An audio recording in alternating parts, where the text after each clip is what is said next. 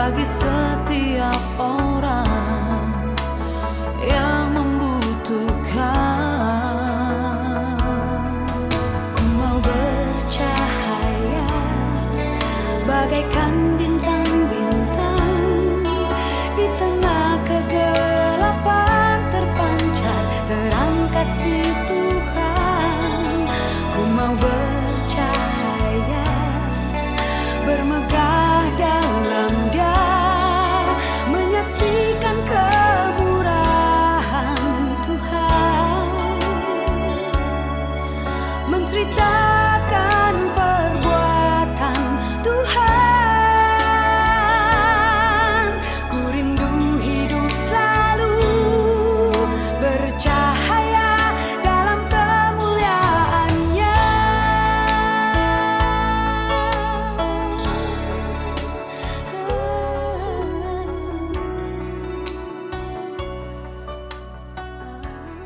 Shalom, selamat hari Minggu, Bapak, Ibu, Saudara-saudari sekalian. Puji syukur kepada Allah kalau pada hari ini kita masih boleh kembali mengikuti ibadah rumah tangga online ini bersama-sama. Mari jemaat, sebelum kita memulai ibadah ini, saya undang jemaat boleh bangkit berdiri bersama-sama. Tuhan berada di bait suci-Nya.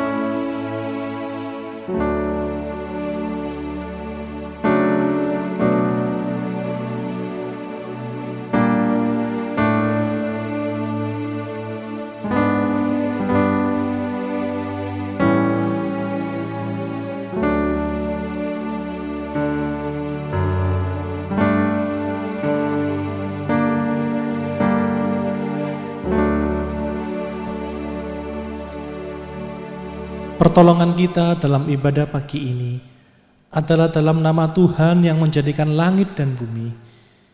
Kasih karunia dan damai sejahtera dari Allah Bapa kita dan dari Tuhan Yesus Kristus menyertai kita sekalian. Amin. Dengan tetap bangkit berdiri, mari kita mau bersama-sama membaca bacaan Alkitab kita yang diambil dari Mazmur 67 ayat 2-5. Mazmur 67 ayat 2 hingga ke-5. Kiranya Allah mengasihani kita dan memberkati kita. Kiranya Ia menyinari kita dengan wajah-Nya, supaya jalan-Mu dikenal di bumi dan keselamatan-Mu di antara segala bangsa. Kiranya bangsa-bangsa bersyukur kepadamu, ya Allah. Kiranya bangsa-bangsa semuanya bersyukur kepadamu. Kiranya suku-suku bangsa bersukacita dan bersorak-sorai, sebab Engkau memerintah bangsa-bangsa dengan adil dan menuntun suku-suku bangsa di atas bumi. Amin. Silakan duduk Bapak Ibu jemaat sekalian. Kita percaya Tuhan Allah kita adalah Tuhan yang kudus. Mari kita awali ibadah kita pada pagi hari ini. Kita mau mengatakan, kudus, kuduslah Tuhan. Kita mau bersama-sama meninggikan Dia, memuji dan mengagungkan Dia.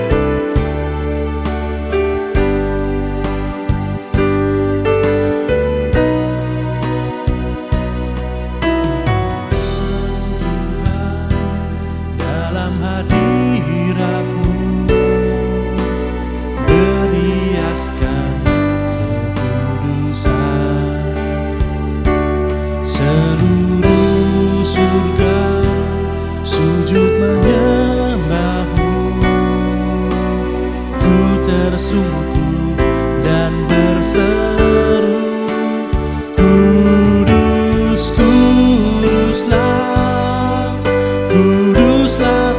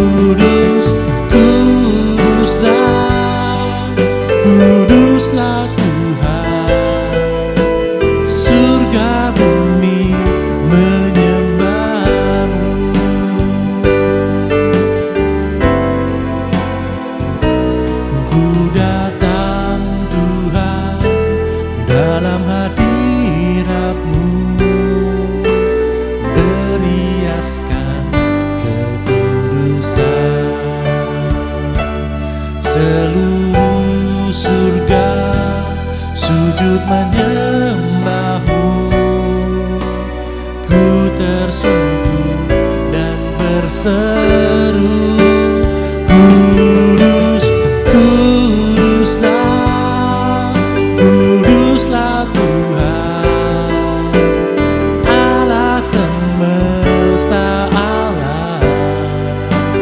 Kudus, kuduslah, kuduslah Tuhan, surga bumi menyembah. Kudus, kuduslah, kuduslah Tuhan Allah semesta alam.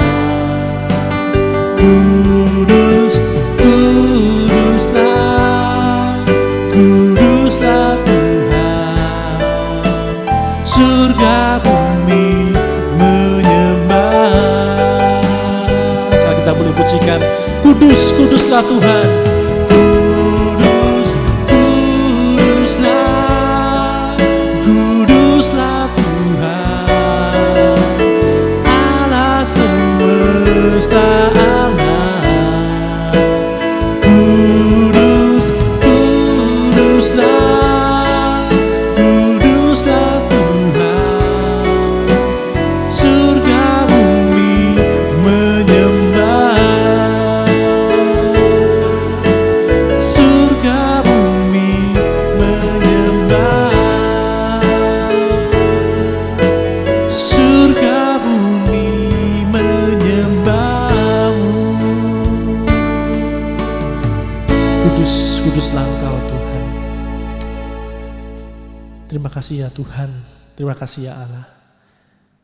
Kami bersyukur Tuhan untuk segala kebaikan-Mu. Kami mensyukuri kasih setiamu yang tidak pernah habis-habisnya dalam kehidupan kami. Kalau sampai pada hari ini kami masih boleh beribadah bersama-sama, itu semua karena anugerah Tuhan yang begitu besar di dalam kehidupan kami. Untuk itu kami bersyukur Tuhan. Terima kasih ya Bapa. Terima kasih Tuhan untuk segala hal yang terjadi di dalam kehidupan kami. Kami percaya Tuhan, segala hal yang terjadi, kami percaya ada rencana Tuhan yang terbaik bagi kehidupan kami. Kami bersyukur Tuhan, kami berterima kasih. Kami datang Tuhan juga dengan segala beban kami datang dengan segala pelanggaran kami. Kami datang dengan dosa-dosa kami Tuhan. Untuk itu Bapa, kami mohon Engkau mau mengampuni setiap kami. Engkau mau menyucikan setiap kami, agar kami boleh dilayakkan untuk masuk lebih dalam kehadirat Tuhan. Terima kasih Bapa, terima kasih Tuhan. Sebentar kami akan memuji dan meninggikan Engkau Tuhan, sebab hanya Engkau saja yang layak untuk dipuji dan ditinggikan. Terima kasih Bapa, di dalam nama Tuhan kami Yesus Kristus kami berdoa dan kami bersyukur. Amin. Kita percaya Tuhan kita adalah gunung batu dan kekuatan kita. Dia adalah Tuhan yang benar. Mari bersama-sama kita boleh pujikan Engkau Tuhan yang benar.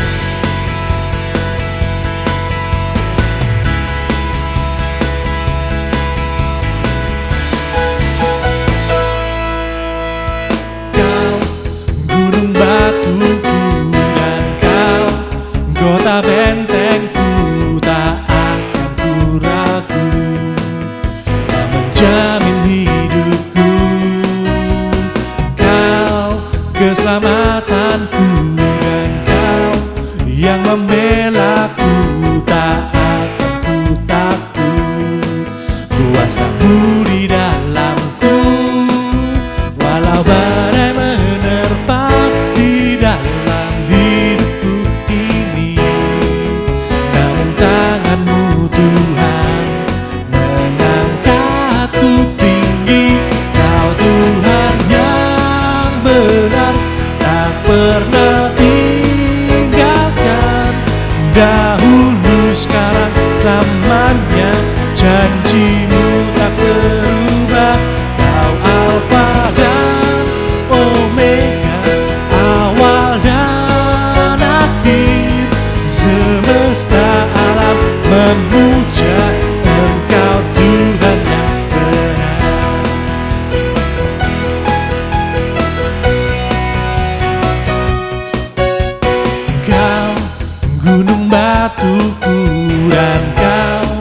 mahkota bentengku tak akan ku ragu. Kau menjamin hidupku, kau keselamatanku, dan kau yang membelaku. Tak akan ku takut, kuasamu di dalamku. Walau badai menerpa di dalam hidupku ini, namun tanganmu Tuhan yang mengangkatku tinggi. Kau Tuhan yang benar, tak pernah tinggalkan. Dahulu, sekarang, selamanya, janjimu tak berubah. Kau Alfa dan Omega, awal dan akhir. Semesta alam memuja Engkau Tuhan yang benar. Kau Tuhan yang benar, tak pernah tinggalkan. Dahulu, sekarang, selamanya, janjimu tak berubah. Kau Alfa dan Omega, awal dan akhir. Semesta alam memuja Engkau Tuhan yang benar. Semesta alam memuja, semesta alam memuja, semesta alam memuja Engkau Tuhan yang benar. Dialah Tuhan yang benar, dialah kekuatan kita dan gunung batu kita dari dulu, sekarang, dan sampai selama-lamanya. Puji Tuhan, kita sebentar lagi akan mendengarkan firman Tuhan. Kiranya kita mau menjadikan firman Tuhan sebagai pujian sejati kita.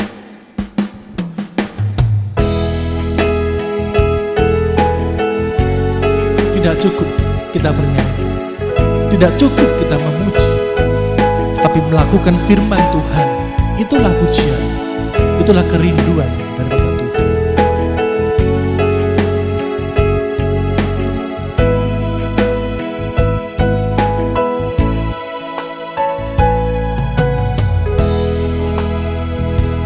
Memujimu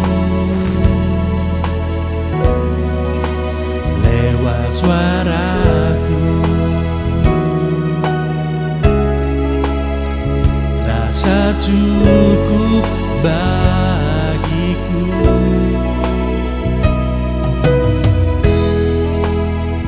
Namun semua ternyata lebih dari yang kukira. Ku hanya peduli diriku, ku tak mau tahu rindumu. Tak cukup hanya ku bernyanyi, mengangkat suara untuk memuji. Hidup memberi diri kepadamu, itu kerinduanmu. Tak cukup mulut yang memuji, tak cukup mulut yang bernyanyi, melakukan firman-Mu, itulah pujian sejati. Salah kita boleh pujikan.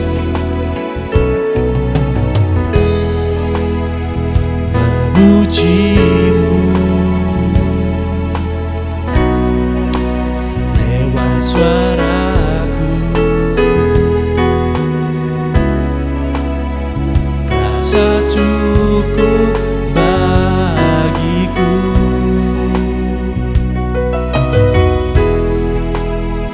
Namun semua ternyata lebih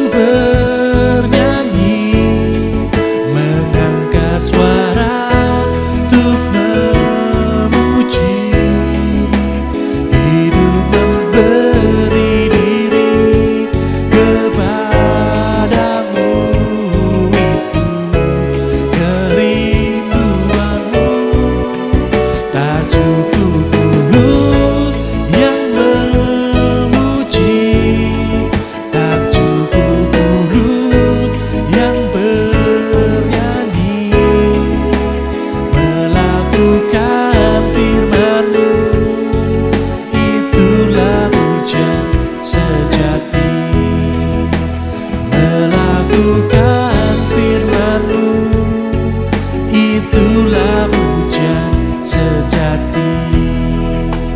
Melakukan firman-Mu, itulah pujian sejati.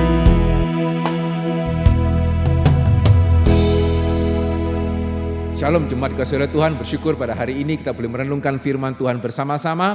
Mari sebelumnya sekali lagi kita masuk di dalam doa. Mari kita berdoa. Bapa dalam kerajaan surga, bersyukur dan berterima kasih pada hari ini kembali kami boleh beribadah meskipun secara online. Yang berdoa biarlah di dalam ibadah ini Tuhan sungguh-sungguh boleh berbicara kepada setiap kami ya Tuhan. Kiranya Tuhan masih boleh menyatakan isi hati Tuhan kepada setiap kami.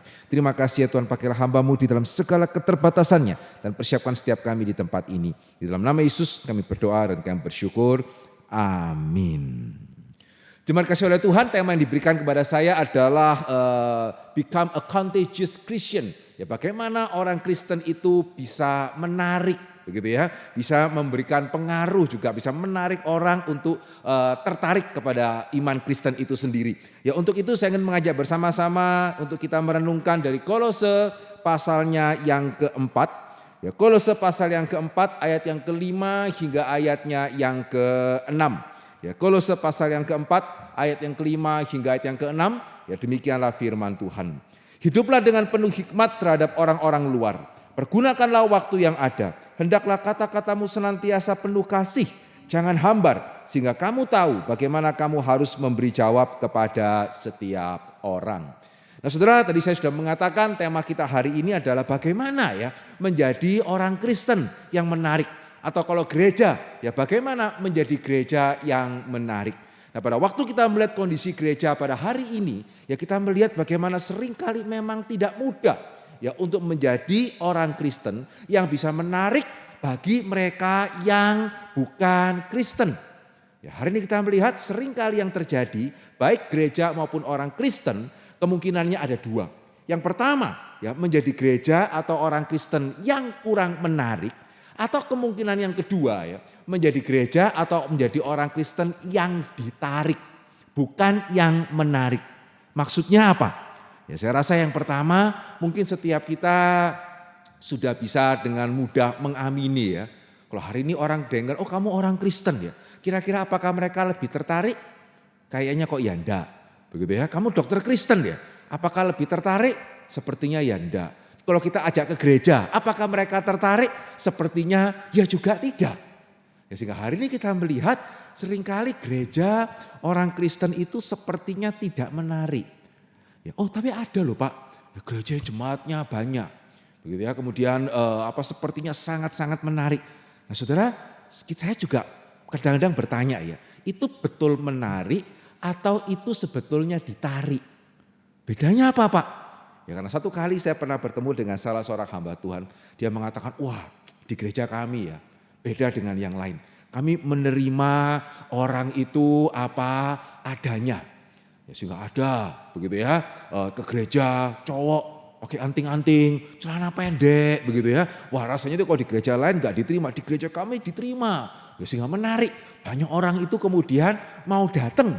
Oke begitu ya, bagus juga ya. Ya setiap orang diterima termasuk yang pakaiannya seperti itu. Tapi kemudian saya tanya kepada dia, kira-kira ya setelah yang bersangkutan ya sekian waktu beribadah di sana, ada perubahan enggak? Begitu ya, ada perubahan enggak di dalam gaya rambutnya, di dalam anting-antingnya, di dalam dia pakai celana pendeknya, ada perubahan enggak? Nah saudara kemudian dia baru menyadari dan mengatakan, ya tetap sama sih. Nah saudara di sini kita melihat itu menarik atau ditarik. Betulkah kita menarik orang datang kepada kita ataukah orang datang kepada kita karena kita sudah menyesuaikan diri.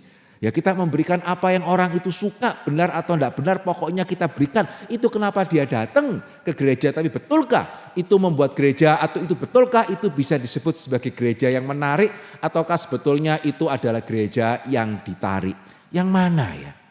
Nah saudara bersyukur kepada Tuhan pada waktu kita kembali kepada Alkitab kita melihat Tuhan Yesus itu menarik. Betul ya? Tuhan Yesus itu menarik. Ya begitu banyak orang datang kepada dia, mulai dari orang yang sakit sampai orang yang sehat. Mulai dari rakyat yang biasa sampai imam, sampai kepala rumah ibadat, kita membaca ada datang kepada Yesus. Dia mengajar dan 5.000 orang lebih itu mengikut dia, mendengarkan dia. Ya sehingga di dalam Alkitab kita melihat Yesus adalah seorang guru yang menarik begitu banyak orang, sampai mau makan pun dia tidak sempat karena orang terus datang, di stop terus datang kepada dia. Dia begitu menarik, tapi yang penting yang kedua adalah dia menarik atau ditarik. Ketika seorang wanita tunasusila datang kepada dia, Tuhan Yesus yang berkompromi ataukah wanita tunasusila ini yang bertobat? Ya, ketika pemungut cukai datang kepada Yesus, Yesus yang kemudian tidak apa-apalah. Ya, cara uang dari mana? Pokoknya dia persembahan, tidak apa-apa. Ya, sehingga senang-senang aja ya pemungut cukai ya. Yang lain nolak, Yesus nerima karena tidak apa-apa. Pokoknya dia persembahan. Apakah Yesus seperti itu? Ataukah pemungut cukai yang datang kepada Yesus tahu dia yang mesti berubah? Bukan Yesus yang berubah. Ya, ketika orang-orang berdosa datang kepada Yesus, apakah karena Yesus menoleransi dosa-dosa mereka? Apakah karena Yesus berkompromi terhadap dosa-dosa mereka? Ataukah ya ketika orang-orang berdosa, ketika Sakeus datang kepada Yesus, Yesus yang berubah atau Sakeus yang berubah? Yang mana ya? Ya, sehingga di sini kita melihat tema kita hari ini cukup penting. Ya, become a contagious Christian, ya, menjadi orang Kristen yang menarik. Ya, suatu tema yang hari ini sepertinya apa bisa ya? Gereja itu kalau nggak ditarik ya nggak menarik. Ya, kita kalau nggak kasih apa yang orang suka ya susah untuk bertumbuh. Ya, kalau mau bertumbuh ya kita mesti mau ditarik. Orang maunya apa? Bener nggak bener itu urusan lain. Pokoknya biar orang itu datang. Ya, tapi di sini kita melihat pada waktu kita memandang kepada Kristus, ternyata tidak. Ya, Tuhan Yesus itu menarik, begitu banyak orang datang kepada dia, tetapi bukan dia berkompromi, tetapi dia mengubahkan orang-orang yang datang kepada dia. Nah, saudara, saya percaya memang tidak mudah ya menjadi orang Kristen yang menarik, menjadi gereja yang menarik dan bukannya yang ditarik, begitu ya. Tapi saya percaya Kolose pasal yang keempat yang tadi kita baca, ayat yang kelima dan keenam, setidaknya boleh memberitahukan kepada setiap kita dua hal apa ya, yang kalau gereja itu bisa miliki, ya, yang kalau orang Kristen itu bisa miliki, ya, itu akan membuat kita menjadi lebih menarik bagi orang-orang yang belum mengenal Tuhan. Yang pertama, ya di sini Paulus mengatakan apa? Di dalam Kolose pasal yang keempat, saya akan mulai dulu dengan ayat yang keenam ya. Kolose pasal yang keempat ayat yang keenam, Paulus mengatakan hendaklah kata-katamu senantiasa penuh kasih. Ya, jangan hambar, ya, sehingga kamu tahu bagaimana kamu harus memberi jawab kepada setiap orang. Saudara, di sini satu kebenaran pertama yang sebetulnya sangat sederhana, yang orang Kristen dan gereja tidak boleh lupa untuk bisa menarik. Ya, kita memang harus menjadi orang yang baik. Ya, hendaklah kata-katamu penuh dengan kasih. Ya, tidak bisa menarik kalau orang Kristen maupun gereja tidak identik dengan orang yang baik. Jelas ya? Ya, karena justru seringkali hari ini yang terjadi ya, yang juga menjadi kesedihan bagi setiap kita. Orang Kristen tambah banyak. Betulkah citra baiknya itu tambah jelas? Ya, kalau hari ini orang berdagang, wah ini pedagang Kristen. Ya, ini pedagang tidak Kristen. Apakah akan ada kecenderungan Kristen aja? Ya, karena kalau Kristen itu lebih jujur. Ada? Ya, hari ini kalau kita mau ke dokter, Kristen tidak Kristen. Adakah di sini yang kalau cari dokter selain cari yang pinter juga cari yang Kristen? Kalau enggak, kenapa ini? Ya, bukankah seharusnya wah dia Kristen, berarti pasti dia tidak akan kasih kita obat yang kita tidak perlu. Bukankah mestinya hal ini ada ya? Tapi seringkali kita harus mengaku apa yang membuat orang Kristen tidak menarik.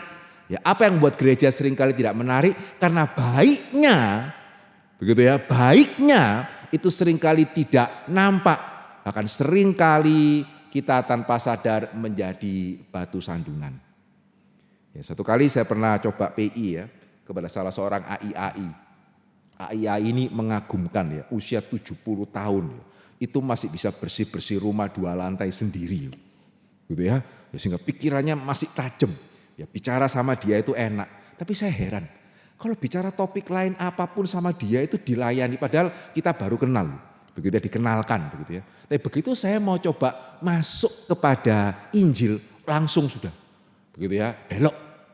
Ya, saya coba dia belok ya, ngomong lagi tema yang lain. Saya coba masuk lagi, belok lagi.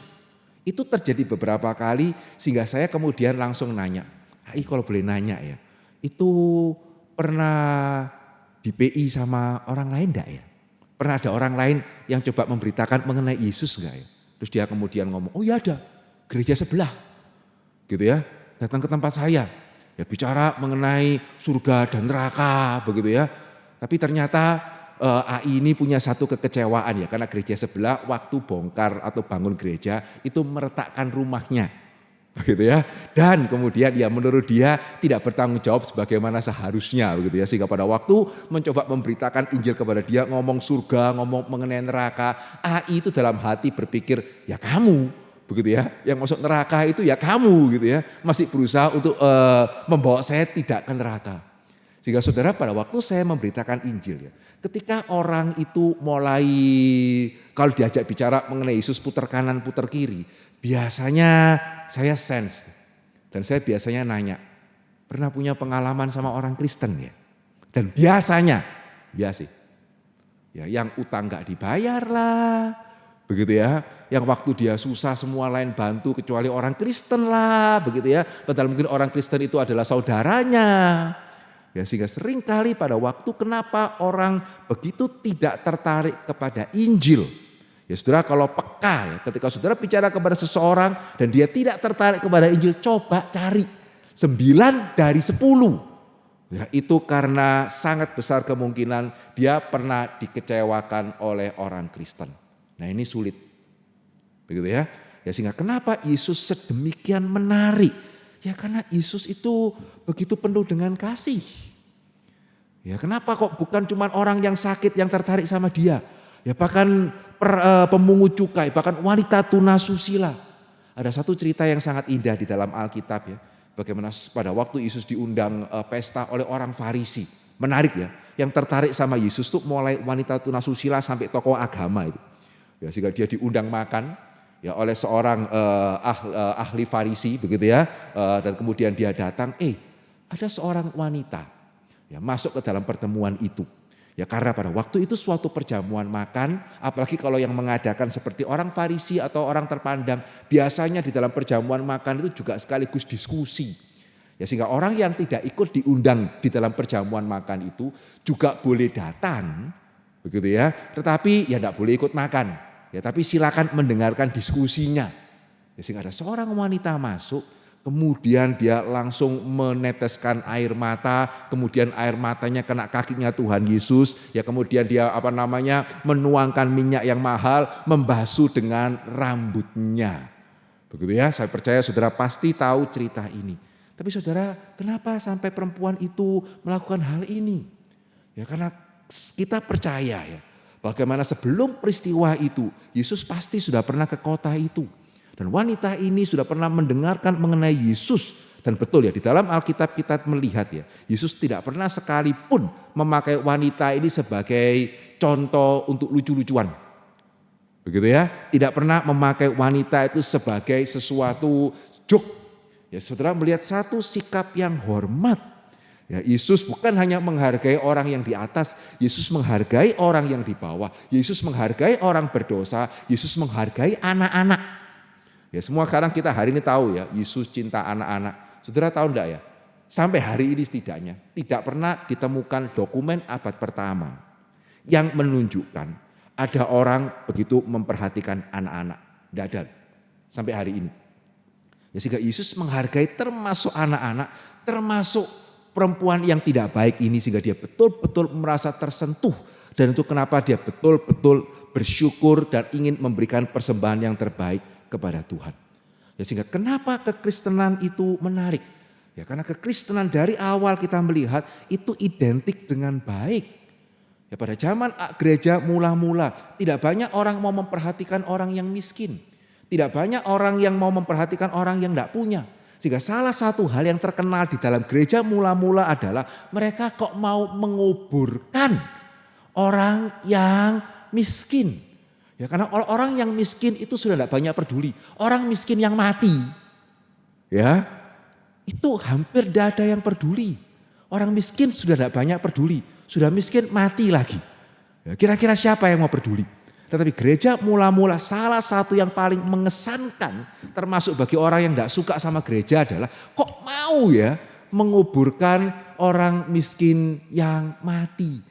Ya, sehingga di sini kita melihat dari awal ya kenapa Tuhan Yesus begitu menarik. Kenapa gereja itu menarik? Ya karena kasih itu dinyatakan di dalam perbuatan sehari-hari. Sehingga hari ini ya saudara yang mempunyai perusahaan, kira-kira saudara identik dengan baik enggak di hadapan karyawan saudara? Ya saudara pasti punya tetangga kan? Saudara terkenal baik enggak di antara para tetangga?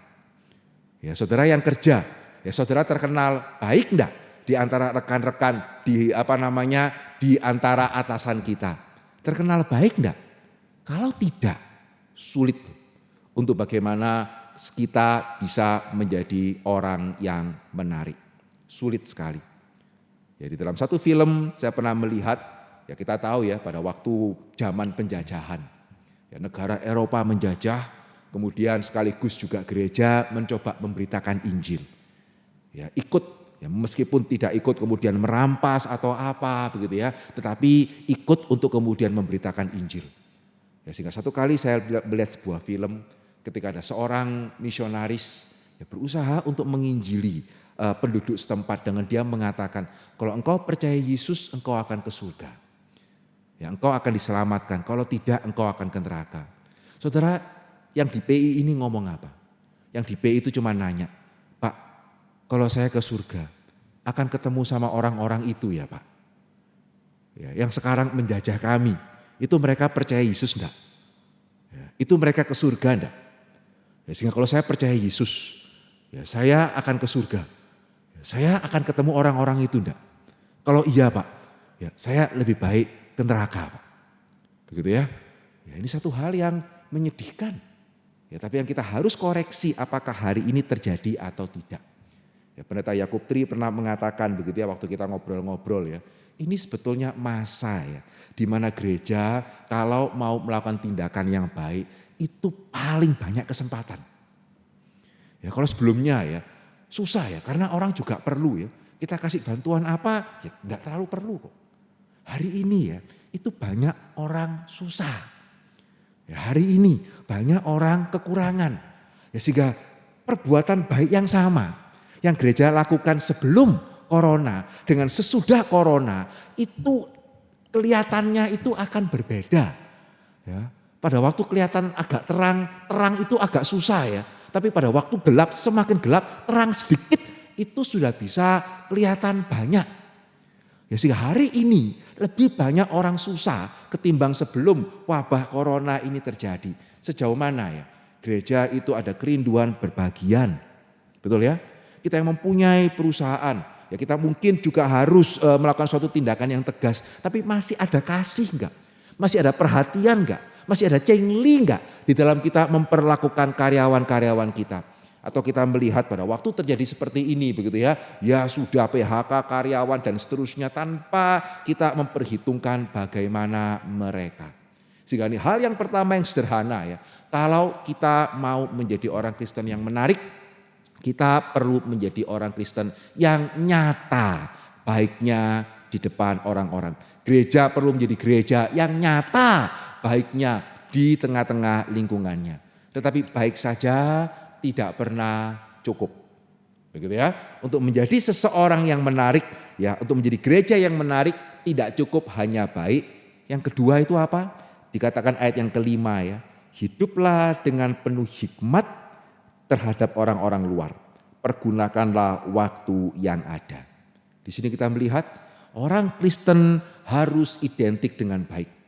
Tapi perhatikan, baik tidak sama dengan bodoh. Ya, orang Kristen harus identik dengan senang menolong. Tetapi senang menolong tidak sama dengan mudah dimanfaatkan. Satu kali ada seorang datang kepada Tuhan Yesus. Tuhan, tolong bicara sama kakak saya, supaya saudara saya, supaya dia mau melakukan pembagian harta ini dan itu untuk saya. Ya, suatu permintaan yang sepertinya sangat wajar pada waktu itu. Ya, tapi saudara tahu cerita ini, Yesus menjawab apa? Yesus menjawab dengan tegas ya, bahkan mungkin ketus ya. Saudara, siapa yang mengangkat aku menjadi hakim atas engkau?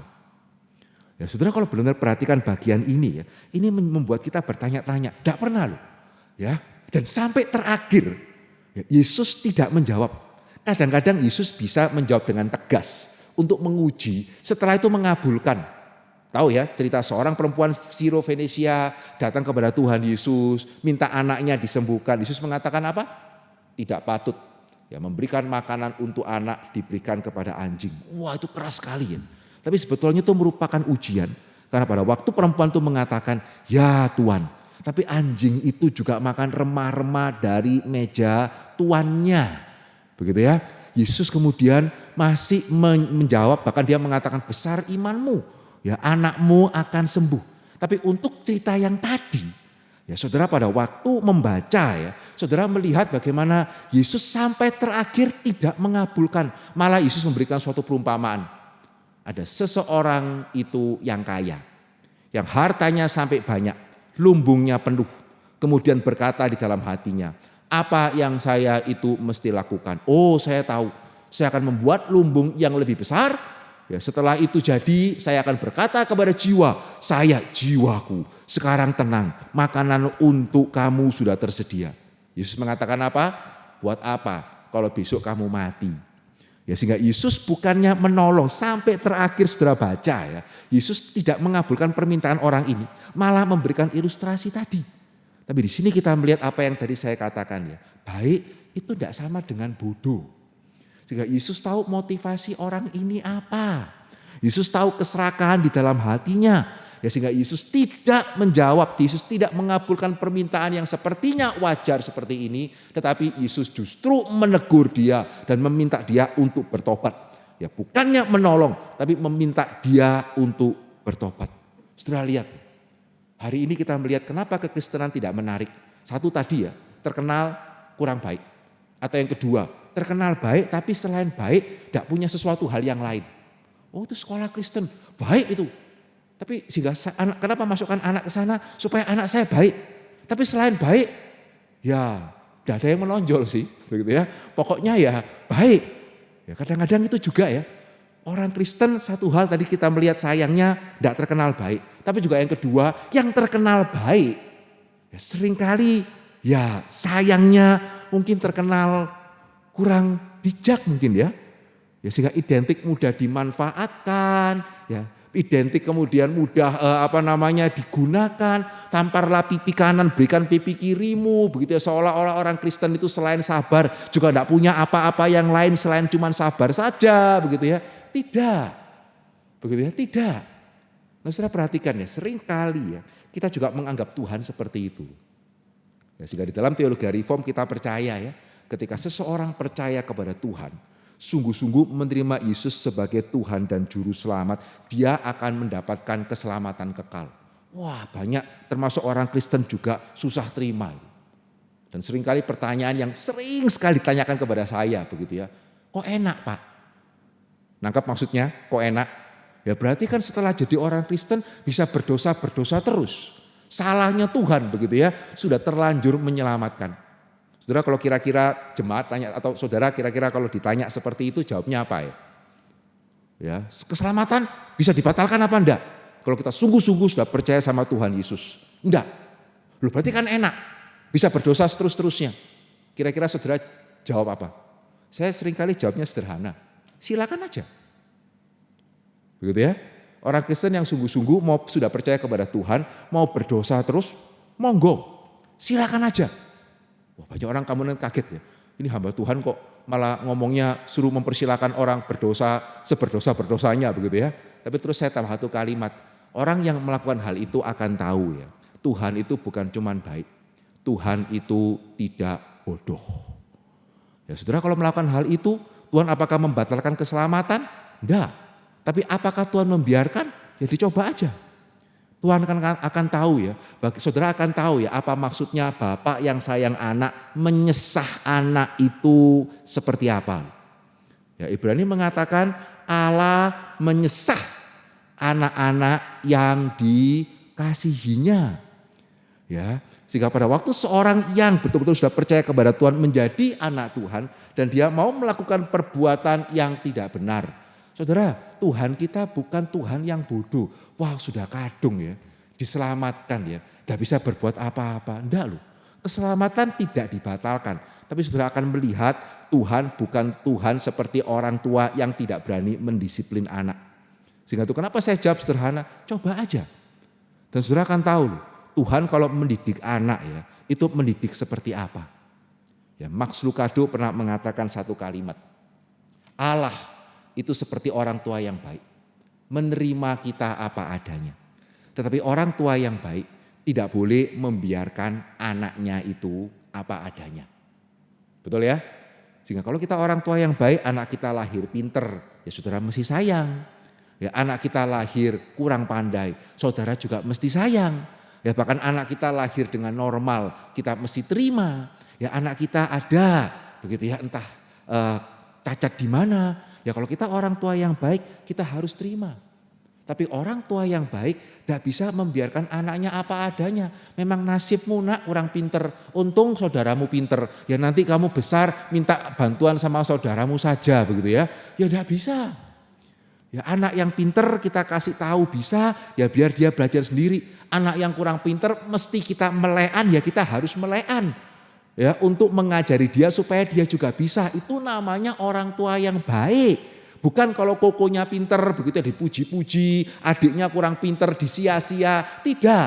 Tapi juga tidak bisa kamu kurang pinter, untung kokomu pinter. Ya nanti kamu minta kokomu aja lah. Koko nanti kalau sudah besar tolong jaga adikmu yang kurang pinter begitu ya. Ya enggak. Ya tadi saya mengatakan kokonya pinter, bisa belajar sendiri, silakan belajar sendiri. Anaknya kita perlu melean, ya kita jaga. Itu namanya orang tua yang mengasihi anaknya. Ya sehingga Tuhan mengasihi kita ya. Tetapi dia tidak membiarkan kita itu apa adanya. Ya sehingga Tuhan itu baik, tetapi tidak bodoh. Ya tadi kita melihat Tuhan Yesus itu baik, tetapi juga tidak bodoh. Ada hikmatnya. Ya, ketika berelasi di dunia ini. Ya, sehingga satu kali kami pernah punya seorang pembantu rumah tangga. Begitu ya. Nah satu kali ya, anak saya itu menemukan tabungannya itu kok berkurang jumlahnya. Gimana ini? Ya, sehingga kita tanya kepada pembantu kami, oh enggak kok. Terus gimana? Ya, kok jadi orang baik mesti bagaimana? Ya saya enggak ngambil kok. Ya, terus kalau kita jadi orang baik mesti gimana? Nanti kalau lebih tegas menghakimi. Ya, orang Kristen kan enggak boleh menghakimi. Memang Bapak melihat saya ngambil, enggak kan? Begitu ya. Terus bagaimana? Ya, ini hilang ini. Ya, uang sejumlah sekian itu berkurang gitu ya. Terus bagaimana? Nah, saudara saya cuma tanya kepada dia. Ya sederhananya, ya uang kan tidak bisa terbang sendiri. Begitu ya. Ya sehingga pasti ya cuman siapa keluarga selain keluarga? Ya cuman kamu. Ya sehingga kalau kamu tidak mau mengaku ya kita mesti ngambil tindakan yang tegas. Tapi kalau kamu mau mengaku, kamu masih dapat kesempatan karena selama dia kerjanya memang baik ya. Kamu tetap mesti mengembalikan karena kalau enggak dia enggak akan kapok. Tapi mengembalikannya silakan nyicil. Kamu bisanya mengembalikan berapa? Saudara puji Tuhan ya, akhirnya dia mengaku. Ya memang saya yang mengambil. Ya kembalikan. Ya tetapi memang kita tahu dia ngambil karena kebutuhan. Begitu ya. Ya sehingga kita juga enggak paksa kamu mesti kembalikan sekarang ya dia enggak ada. Ya coba cicil sedikit demi sedikit. Ya sehingga bagi dia bisa nyicil dan yang terpenting dia tidak berani ngambil lagi. Tampar pipi kanan, berikan pipi kiri kok. Ya wis enggak apa-apa gitu ya. Ya ngambil lagi. Betul ya? Sehingga menjadi orang yang baik. Ya tidak sama dengan menjadi orang yang bodoh. Sehingga di dalam kondisi seperti ini kadang-kadang sebagai pemilik perusahaan kita mungkin harus mengambil kebijakan yang tidak populer. Tapi bagaimana saudara melakukannya? Saya bersyukur ada salah seorang jemaah saya ya yang ada usaha restoran. Saudara salah satu usaha yang paling terpukul ya pada masa ini adalah restoran yang besar. Ya, kalau restoran mungkin yang tidak terlalu besar itu ya bisa digojekan dan seterusnya begitu ya. Tapi kalau restoran besar ini agak sulit ini. Sehingga dia berusaha untuk mempertahankan, tapi memang kondisinya tidak mungkin. Tapi semua karyawannya lihat dia sudah berusaha. Ya, sehingga pada waktu tiba akhirnya merumahkan karyawannya. Karyawannya tahu bukan karena bosnya ini mau seenaknya. Dan dia janji nanti kalau kita kembali, ya saudara akan dipekerjakan lagi. Tidak cari orang baru yang tidak ada histori sebelumnya karena nggak usah kasih pesangon yang banyak. Enggak. Kalau kita kembali beroperasi, engkau kami panggil. Dan buat saya takjub ya, mereka masih punya grup WA. Begitu ya, masih saling kontak, tanya keadaan satu dengan yang lain. Puji Tuhan. Ya saudara, orang seperti ini tidak mungkin tidak menarik. Karena orang melihat, ya orang ini baik ya. Tetapi juga bijaksana, berhikmat di dalam kehidupan sehari-hari. Ya, sehingga hari ini saya ingin mengajak kita melihat bersama-sama, memang tidak mudah ya, tapi juga bukannya tidak penting. Ya, karena kekristenan itu merupakan sebetulnya kebenaran yang menarik. Kebenaran itu tidak mungkin tidak menarik. Ya, banyak orang kemudian sangat enggan ya ikut katekisasi. Kalau saya boleh tanya, siapa di sini pengalaman yang paling menarik di gereja adalah ikut katekisasi? Ada? Ada? Pengalaman yang berkesan selama menjadi orang Kristen karena ikut katekisasi? Ya, banyak orang aduh katekisasi begitu ya. Sehingga waktu itu saya cuma mikir, betulkah kebenaran Kristen itu sedemikian tidak menarik? Sehingga kalau orang tidak kepepet mau nikah, tidak ikut katekisasi gitu. Ya, atau kalau orang tidak kepepet mau sekolah di luar perlu surat baptisan, tidak ikut katekisasi. Ya, sehingga saya coba buka ya di gereja kami. Saudara boleh ikut katekisasi tapi tidak usah dibaptis. Ya, tapi yang mau dibaptis harus ikut katekisasi. Ya, tapi sambil saya memikir, iya kenapa ya? Betulkah kebenaran itu setidak menarik itu? Ya, sehingga sampai orang itu ikut katekisasi kalau tidak butuh ya, kalau tidak kepepet itu tidak ikut pun juga aras-arasan suruh nanya juga tidak ada yang nanya begitu ya.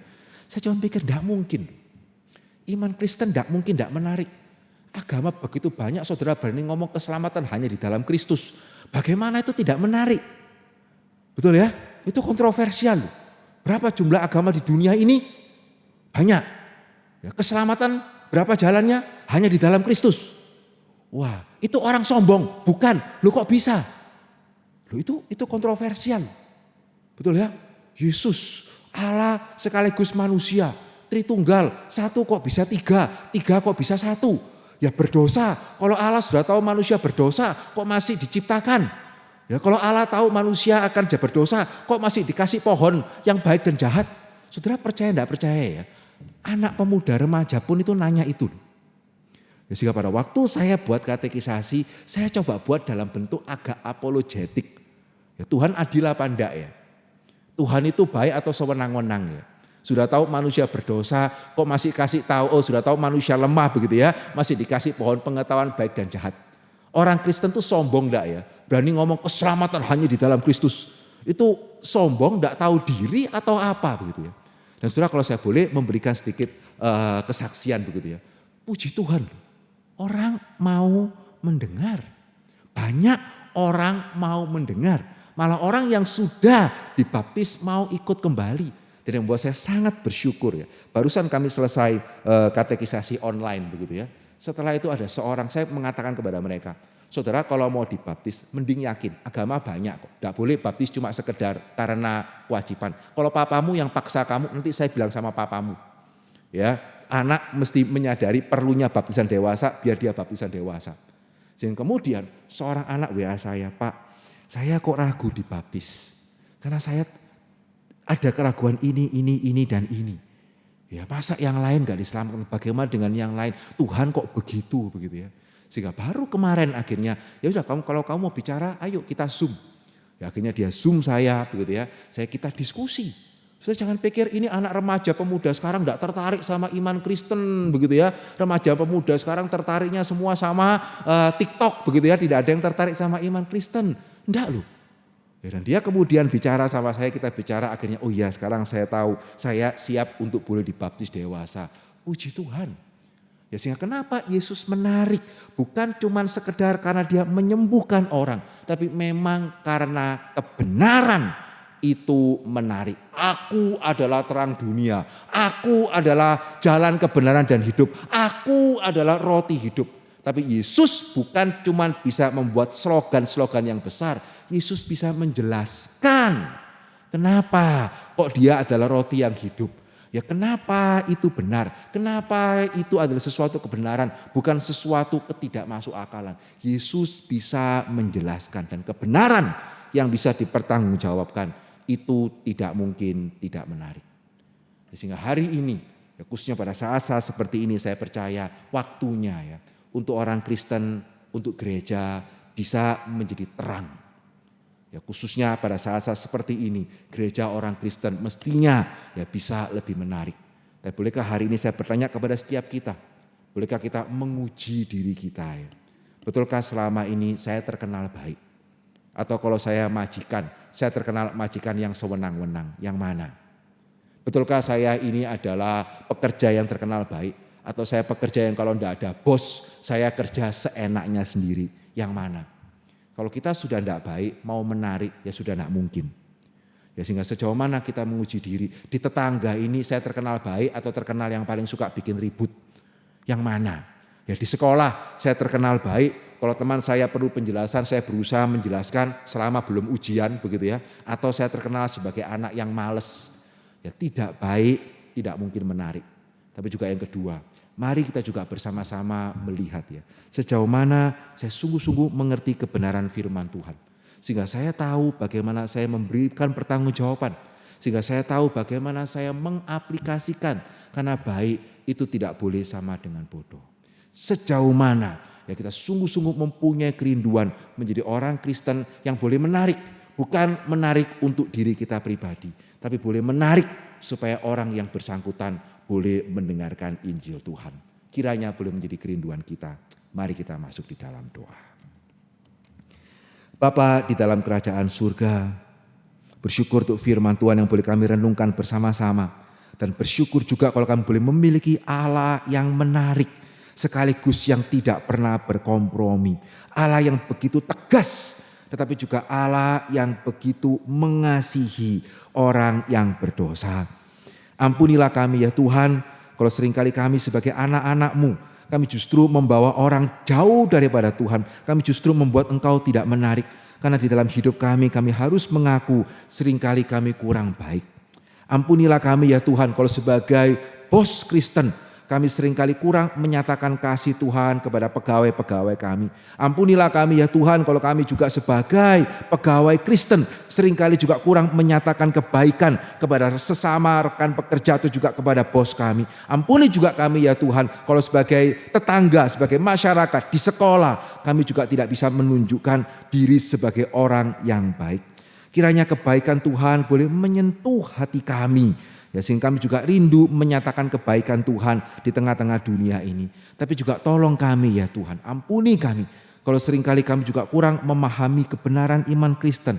Sehingga akhirnya kami tidak bisa mempertanggungjawabkannya. Kami juga tidak bisa menghidupinya. Sehingga akhirnya kami gagal menjadi orang yang berhikmat. Berdoa kiranya melalui mimbar di GKH Agape. Tuhan juga sungguh-sungguh boleh pakai. Dan biarlah melalui gereja ini termasuk bahkan pada saat seperti ini pun ya Tuhan. Tetap Tuhan boleh pakai pelayanan di dalam gereja Agape. Untuk boleh terus mengingatkan setiap jemaat Tuhan. Menjadi orang Kristen yang baik. Khususnya pada saat-saat seperti ini. Dan juga menjadi orang Kristen yang mempunyai hikmat bijaksana. Khususnya di saat-saat yang sulit seperti ini. Suara manusia sudah berlalu. Kiranya Roh Kudus Tuhan yang boleh terus berbicara kepada kami. Di dalam nama Yesus kami berdoa dan kami bersyukur. Amin. Kita mau meresponi firman Tuhan. Kita mau sungguh-sungguh menjadi orang Kristen yang boleh memancarkan terang kasih Tuhan. Kita boleh menceritakan dan menyaksikan perbuatan dan kemurahan Tuhan kepada orang-orang di sekitar kita. Mari bersama-sama kita boleh pujikan. Ku mau hidup seturut kehendak.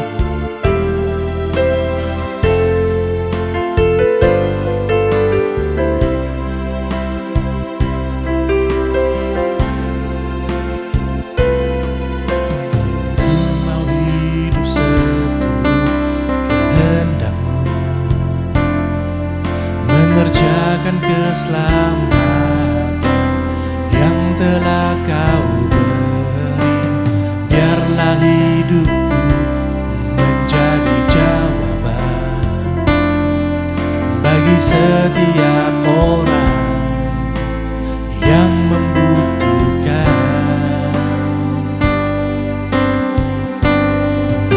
Mau bercahaya bagaikan bintang-bintang di tengah kegelapan, terpancar terang kasih Tuhan. Ku mau bercahaya, bermegah dalam Dia, menyaksikan kemurahan Tuhan, menceritakan perbuatan Tuhan. Ku rindu hidup selalu bercahaya dalam kemuliaan-Nya. Setiap harga yang harus setiap harga yang harus kubayar telah menjadikan aku dewasa dalam. Berikanlah hati-Mu di dalamku, agar hidupku hanya untuk memuliakan-Mu. Ku mau bercahaya bagaikan bintang-bintang di tengah kegelapan, terpancar terang kasih Tuhan. Ku mau bercahaya, bermegah dalam Dia, menyaksikan kemurahan Tuhan, menceritakan perbuatan Tuhan. Ku rindu hidup selalu bercahaya dalam kemuliaan-Nya. Ku mau bercahaya, ku mau bercahaya bagaikan bintang-bintang di tengah kegelapan, terpancar terang kasih Tuhan. Ku mau bercahaya, bermegah dalam Dia, menyaksikan kemurahan Tuhan, menceritakan perbuatan Tuhan. Ku rindu hidup selalu bercahaya dalam kemuliaan-Nya. Ku rindu hidup selalu bercahaya dalam kemuliaan-Nya. Ku rindu hidup selalu bercahaya dalam kemuliaan-Nya. Kiranya Tuhan sendiri yang memampukan setiap kita untuk boleh menjadi orang Kristen yang senantiasa menceritakan dan menyaksikan perbuatan dan kemurahan Tuhan. Mari jemaat di rumah, saya undang jemaat itu boleh bangkit berdiri bersama-sama dengan umat Tuhan di seluruh bumi. Kita mau mengaku pengakuan iman rasuli. Pengakuan iman rasuli. Aku percaya kepada Allah, Bapa yang Maha Kuasa, Khalik langit dan bumi, dan kepada Yesus Kristus, Anaknya yang tunggal Tuhan kita, yang dikandung dari Roh Kudus, lahir dari anak darah Maria, yang menderita sengsara di bawah pemerintahan Pontius Pilatus, disalibkan, mati dan dikuburkan, turun dalam kerajaan maut. Pada hari yang ketiga, bangkit pula dari antara orang mati, naik ke surga, duduk di sebelah kanan Allah, Bapa yang Maha Kuasa, dan dari sana Ia akan datang untuk menghakimi orang yang hidup dan yang mati. Aku percaya kepada Roh Kudus, gereja yang kudus dan am, persekutuan orang kudus, pengampunan dosa, kebangkitan tubuh, dan hidup yang kekal. Amin. Mari kita berdoa. Bapa di surga, kami bersyukur, berterima kasih di dalam ibadah kami. Kami diberikan kesempatan oleh Tuhan untuk menaikkan doa-doa kami kepadamu. Pertama-tama kami terus mengingat bangsa negara kami ya Tuhan. Kami memohonkan belas kasihan Tuhan dan pertolongan Tuhan. Secara khusus untuk bencana alam di beberapa tempat yang sedang terjadi. Mohon Tuhan menolong, Tuhan memberkati, supaya para pengungsi mereka yang tertimpa bencana alam ini, mereka mendapatkan bantuan dan pertolongan seperti yang mereka butuhkan. Tuhan juga menolong pemerintahan kami, baik pusat, daerah bisa bersinergi untuk meringankan beban dan pergumulan mereka. Kami juga tahu di tengah-tengah masyarakat kami terjadi polemik yang begitu keras mengenai pelaksanaan pilkada secara serentak secara langsung. Kami tahu di tengah pandemi ini ada banyak keputusan urgent, penting yang perlu dipikirkan oleh pemerintah. Oleh karena itu berilah hikmat bijaksana supaya pelaksanaan pilkada ini boleh ditimbang dengan bijaksana untuk kepentingan rakyat baik di tengah-tengah pandemi yang sedang berlangsung. Kami juga terus berdoa bagi proses penyelesaian masalah-masalah korupsi, masalah-masalah hukum yang terjadi. Tolong terus berikan kekuatan kepada pemerintahan kami, supaya belajar untuk terus menegakkan keadilan dan kebenaran di tengah-tengah bumi pertiwi ini. Kami tahu Tuhan tidak diam, kami tahu Tuhan mengasihi bangsa kami tahu Tuhan juga bekerja di dalamnya. Oleh karena itu kami menaikkan doa ini. Tuhan, kami juga tidak lupa mendoakan untuk jemaat kami yang sedang sakit ataupun mereka yang dalam masa pemulihan. Kami teringat untuk Ibu Santi, kami teringat untuk Bapak Li Irawan, kami teringat untuk Saudara Dani Luminto dan juga Mama dari Diki Luminto. Tuhan berkati dan Tuhan juga tolong mereka. Kami juga ingat untuk Ibu Jaicu, kami juga ingat untuk pemulihan Mak Syokming. Tuhan, biarlah belas kasihan Tuhan cukup buat mereka, memberikan mereka kekuatan baru, memberikan mereka pemulihan, memberikan mereka semangat untuk tetap berharap bersandar hanya kepada Tuhan saja dan melihat bagaimana pertolongan itu datang daripada Engkau seorang. Kami juga berdoa bersyukur Tuhan untuk Ibu Feni Florencia yang Tuhan sudah tambahkan usia 1 tahun. Kami bersyukur dan bersukacita atas pertambahan usia yang terjadi dan biarlah Tuhan terus memberikan kepadanya pertumbuhan iman. Sebagai seorang majelis Tuhan juga memberikan hikmat bijaksana baik dalam sikap tutur kata supaya sungguh boleh menjadi berkat dimanapun beliau Tuhan tempatkan. Kami juga teringat Tuhan untuk proses renovasi gereja, khususnya dalam persiapan ibadah new normal ke depan. Kami tahu membutuhkan biaya yang cukup besar dan kami bersyukur untuk partisipasi jemaat Tuhan yang sampai hari ini dengan hati yang mengasihi Tuhan, mereka memberikan persembahan untuk renovasi ini. Tuhan berkati untuk setiap tangan yang sudah memberi. Berkati juga setiap tukang, setiap pekerja yang saat ini sedang bekerja menyelesaikan ruang ibadah untuk kami beribadah kelak.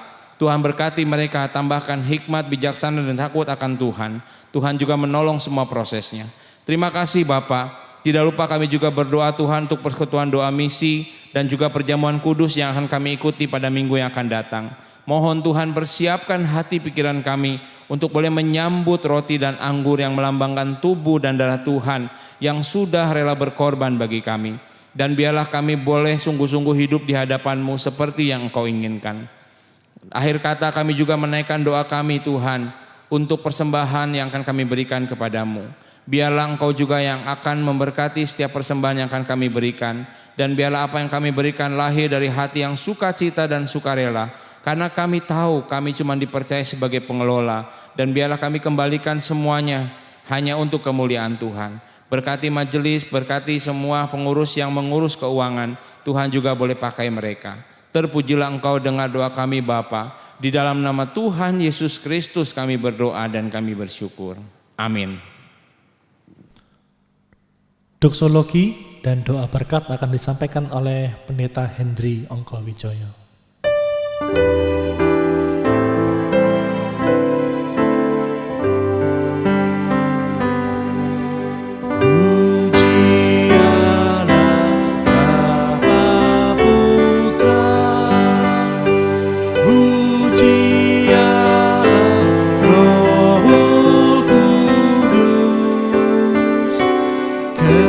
Ketiganya yang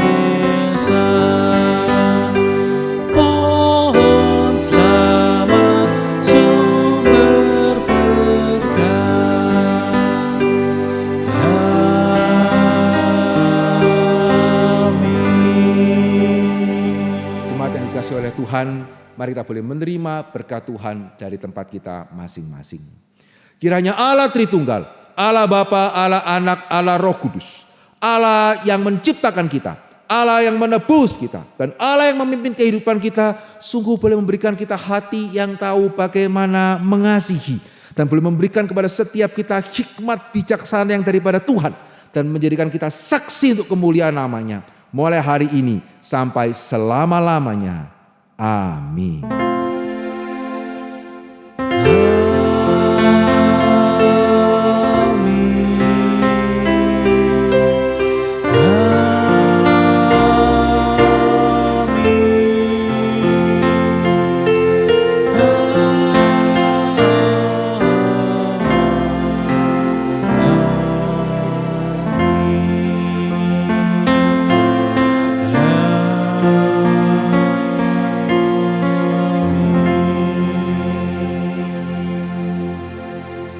Silakan duduk Bapak Ibu jemaat di rumah. Silakan mengambil saat teduh dan ibadah kita selesai. Selamat hari Minggu dan Tuhan memberkati kita semua. Sampai jumpa di ibadah rumah tangga online kita berikutnya.